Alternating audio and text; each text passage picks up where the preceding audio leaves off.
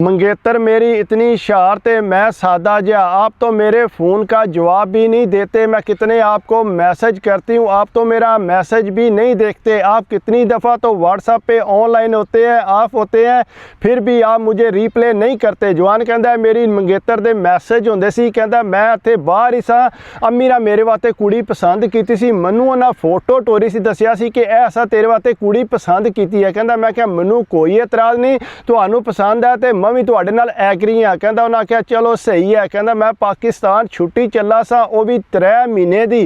कहता जिसले मैं पाकिस्तान पहुंचा सुबह के टाइम ते मैं घर पहुंचा तो दोपहर को खबर आई कि चाचू का बेटा जिहड़ा वो नहर च डुब गया।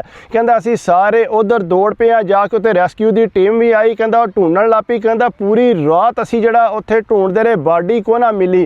कहता 2 दिन बाद जाके जिसले बॉडी मिली तो चाचे की हालत बहुत खराब हो गई सी, उन्होंने अस्पताल लै गए सी। ज़ाहिरी गल है, कहता उन्होंने वास्ते बड़ी वड्डी टेंशन बनी सी ते अब्बू री भी बड़े जिहड़ा वो सख्त टेंशन लै गए सी। कहता बहरहाल जिसले बॉडी मिली है घर सारे रोन लगे सी। कहता बहरहाल जनाजा हो गया। जनाजा होने तो बाद 2 दिन बाद जिसले असी अपने घर वापस आए हैं, कहता घर आके ते अब्बू री गल पे करते सी कि मुड़े की शादी हुण अगले साल करांगे, तू उन्होंने दस दे। अम्मा नूं पे आखदे सी, अम्मा री कहते चलो हुण मुड़ा आया तो निकाह ही कर देने। उन्हें नहीं ना निकाह करना तो ना शादी करनी है, हुण तू जिहड़ा ना अगले साल तक इंतज़ार कर ते कुड़ी वालिआं नूं भी दस दे कि असी ये शादी नहीं करनी। कहता अम्मी ने ढेर आख्या लेकिन अब्बू री नहीं मन्ने। कहता मैं कोल ही बैठिया सा, मैं कोई गल नहीं की। कहता जिसले अब्बू री उठ के टुर गए ने, मैं अम्मी नूं आख्या कि मैं 3 महीने की छुट्टी लैके आया, अगली बार तो मैनूं 3 महीने की छुट्टी भी नहीं लभनी, इस वास्ते तुसी किसी तरीके नाल अब्बू नूं मनाओ। कहते पुत्र तेरे अब्बू ने नहीं मनना क्योंकि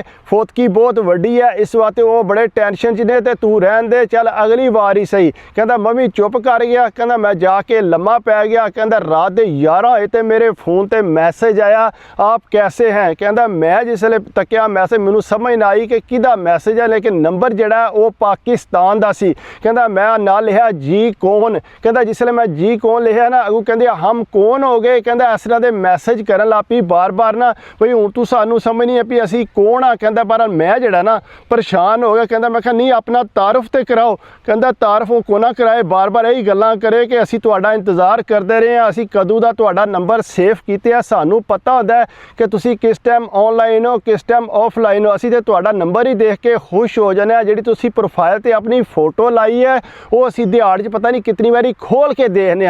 कहता मैं पूछया तुसी है कौन हो, कम अज़ कम दसो तो सही। कहते असी तो बड़े बेचैन सा कि असी तुहाडे वास्ते दुल्हन बनांगे। कहता मैं फिर समझ आ गई मैनू कि कौन है। कहता मैं क्या अच्छा। कहता मैं कहंदी नहीं हुण तुहानू समझ आई है, पहला तुहानू तो समझ नहीं आई ना। कहता मैं क्या बस नहीं समझ आई। कहते बहरहाल ना मैं तुहाडा बड़ा इंतज़ार किया है ते तुसी जिहड़ा मेरे वास्ते बिल्कुल कदे ना कॉल की है ना कदे मैनू मैसेज किया। कहता मैं क्या मैनू तो पता ही कोई नहीं, ना ही कदे तुसां मैनू कॉल की है। कहते नहीं कॉल तो तुसां मैनू करनी सी। बहरहाल कहता साडी गल उत्थे ही जिहड़ी है ना एक दूजे नाल चल पई। कहंदी लेकिन अगू वो कहंदी है कि अपनियां तस्वीरां वगैरह भेजण लग पई। कहता लगातार मैसेज ते मैसेज करी जे कि मेरा दिल है कि तुसी मेरे नाल निकाह ही कर लो, अपनी अम्मी नूं मनाओ। मैं उन्होंने दस्या कि मैं अपनी अम्मी नाल गल कीती है लेकिन वो मनन वास्ते राज़ी नहीं है।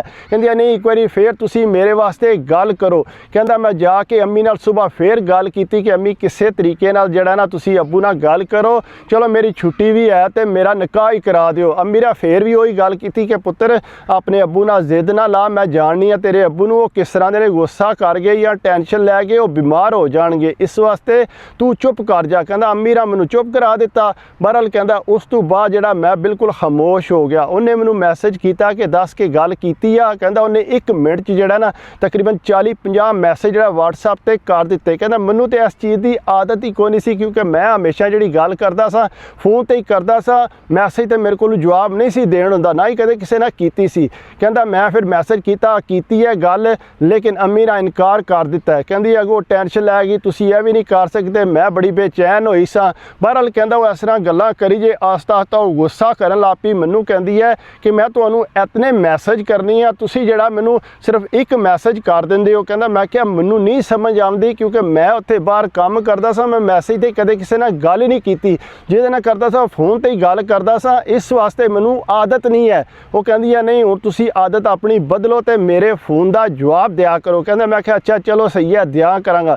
लेकिन कहंदा उन्हें फिर मैसेज करदी गई मैं अपने दोस्तां नाल जिहड़ा कहंदा मैं बाहर गया सा फिरन टुरन कहंदा जिसले शामी घर आया आके देखिया तो बेशुमार मैसेज आए कहंदा मैं उन्होंने अगू लिखिया ओके कहंदे अगू ने ओके की जगह तो मैनू कॉल की उन्हें आख्या ये कि मजाक है मैं इतने मैसेज किए ने तुसीं जवाब नहीं मैनू दे रहे कहंदा मैं क्या मैनू दस मैं की करा मैं अपने दोस्तां नाल गया सा इंजॉयमेंट करन कहंदा मेरा तो दिमाग एवं टेंशन च हो गया बहरहाल कहंदा मैं क्या सही है मैनू नींद आई है तो सुबह किरे गल करांगे कहंदा सुबह हुई तो बिल्कुल नॉर्मल हो गई कहंदी है गुड मॉर्निंग आप कैसे हैं कहंदा मैं भी अगू लिख दिता ठीक कहंदी हाली ठीक नहीं अगू उन्हें कॉल की कहंदा मेरे नाल फोन ते गलबात करन लग पई अगू जिहड़ा कहंदा उन्हें मैनू अपनियां गल्लां च लैण दा कहंदा गल्लां करदियां जिहड़ा ना कहंदा मैं उहदे प्यार मुहब्बत जिहड़ा ना वो बड़ा अगे निकल गया वो मैनू कहंदी है कि किधरे मैनू फिरन वास्ते लैके जा मैं सैर करना चाहनी हाँ तेरे नाल नाले मुलाकात करना चाहनी है कहंदा मैं क्या चल अगले साल आवांगा तो चलो मुलाकात करांगे आपे च गलबात भी करांगे वो आंदी है नहीं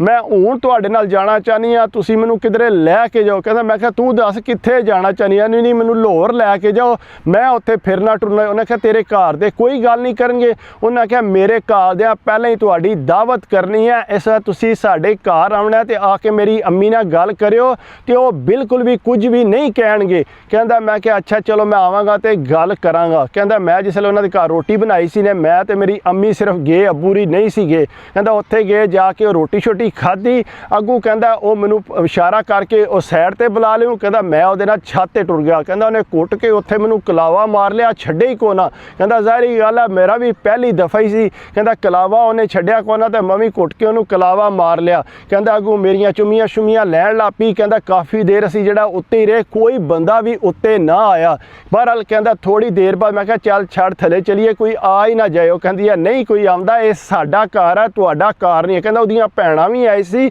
लेकिन कोई भी जिहड़ा उपर नहीं आई बहरहाल कहंदा काफ़ी देर बाद जिसले असीं थले गए हाँ उस तो बाद उन्हें आख्या कि मेरी अम्मी नाल गल करके तू मैनू जिहड़ा फिरन वास्ते बाहर लैके जाना चाहने कहंदा मैं क्या अच्छा मैं गल करना कहंदा मैं थले गया जाके अम्मी नाल बैठा कहंदा गल मैं कीती इस तरह हाला जी मेरा दिल है कि मैं इनू जिहड़ा ना किरे फरा टरा लियावां चलो शादी ते बाद च होई कहंदा खाला ने एक बारी भी ना कीती उन्हें कहा ठीक है पुत्र कोई मसला नहीं है कुड़ी हुण तेरी बीवी है समझ इनू तू जिधर मर्जी लै जा सैर कर अपने इंजॉय करो कहंदा अम्मी मेरे वालों तकन लग पे कि मुड़ा किहड़ी गल पिया करदा मेरे को उन्हें इजाजत भी नहीं लई कहंदा बहरहाल ना मैं वाकई अम्मी को कोना इजाजत लई कहंदा बहरहाल उन्हें आख्या जी ठीक है कहंदा मैं कहा ठीक है हाला असीं परसों जाना है तो इस वास्ते चलो तुहाडे कोल इजाजत उन्हें आख्या पुत्र मैनू कोई एतराज़ नहीं तुसीं 100 वारी जाओ भावें 3 दिहाड़े रवो 4 दिहाड़े रवो मैनू कोई एतराज़ नहीं कहंदा बहरहाल ना मैं फिर चुप कर गया अम्मी अल तकिया तो अम्मी के मत्थे ते बहुत ज़्यादा गुस्सा मैनू नज़र आ रहा सी बहरहाल कहंदा जिसले उत्थों निकले मोटरसाइकिल ते ही सी कहंदा अम्मी मेरे कहंदे पुत्र है तू किहड़ा काम कीता तू मेरे को पुछया भी नहीं है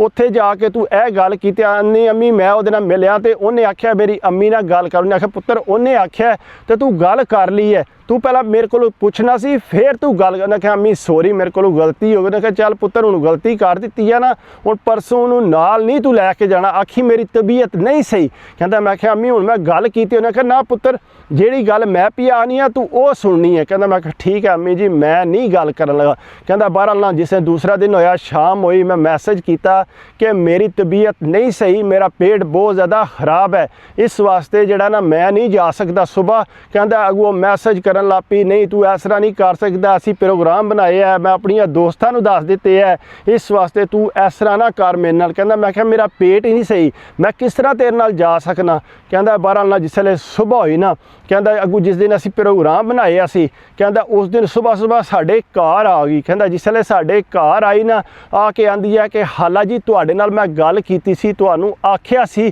कि तुसीं जिहड़ा इहनूं जाण दिओ हुण तुसीं जिहड़ा इहनूं क्यों मना कीता कहंदा अम्मी री कहंदा पुत्र मैं नहीं मना कीता कहंदा हालांकि वाकई अम्मी ने मना कीती असी लेकिन फिर भी जिहड़ा कहंदा उन्हें जिसले गल कीती ना मैनूं बड़ा गुस्सा लगा कहंदा मैं क्या तू किस तरह मेरी अम्मी नाल इस तरह गल कीती है तेरा नहीं सी बनदा मेरी अम्मी नाल गल करना ये तू चंगा नहीं कीता जो भी तू गल करनी सी मेरे नाल करनी सी कहंदा वो रोण लग पई उत्थे ये मैनूं पहले ही पता है सस्सां जड़ियां ने होंदियां ही इस तरह दियां ने सस्सां करदियां ही इस तरह ने कहंदा मैं क्या हत्थी चुप कर जा दूसरी गल ना करी है मेरी अम्मी दे बारे च कोई गल नहीं करनी।